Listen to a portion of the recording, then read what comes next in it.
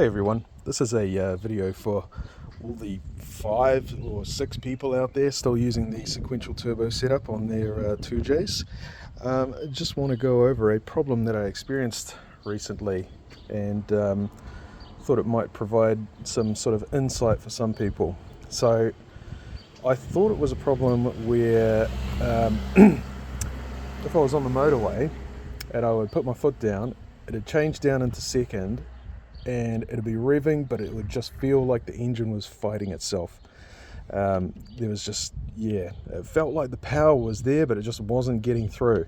And then as soon as it shifts up to third gear with foot flat to the floor, boom, there was all the boost, all the power.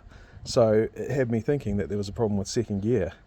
But a friend of mine suggested that it might be a VSV issue, which, his MR2 has one for his turbo. This sequential system has about 1 million of them. So I thought about it, and when I'm high up in the rev range, if my second turbo wasn't kicking in, then it's gonna fall flat on power, because the first turbo can't provide enough flow on its own, or enough volume of air on its own to boost the engine at those high revs. It's just running out of puff, hence why you even have the second turbo in the first place.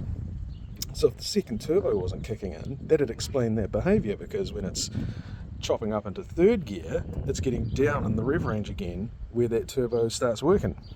So I decided to do some snooping around, and I found that this VSV here, which controls the air intake from the second turbo,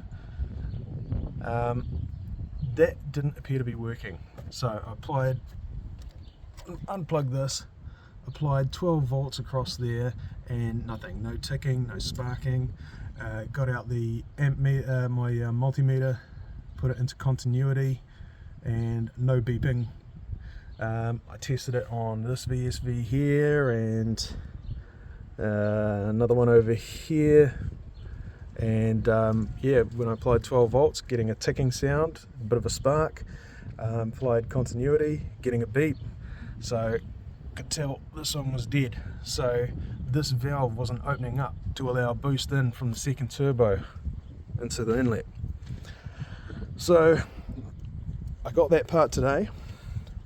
As you can see, that's pretty brand new looking, and I replaced it, but I was still having the same issue. So I got out, gave the engine some revs, and I could see that was working, it was actuating.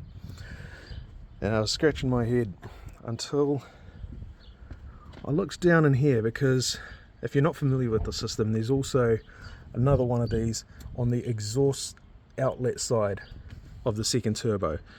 So it's a valve that stops it from spooling in the low rev range, and then it opens up those two valves at about 4,000 RPM to let boost flow from to allow the second turbo to spool up and provide boost as well, in conjunction with the first one. So I can't really see too well down there, but there's a vacuum line going to an actuator that opens up that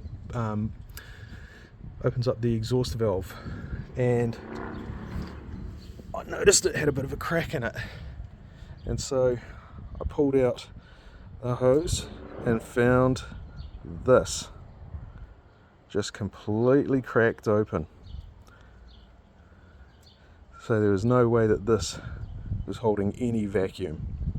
And the weird thing is for a long while it would be fine when, I'd been driving for, say, like the first half hour or 15 minutes or so, after letting the engine warm up, of course, because I'm not an idiot.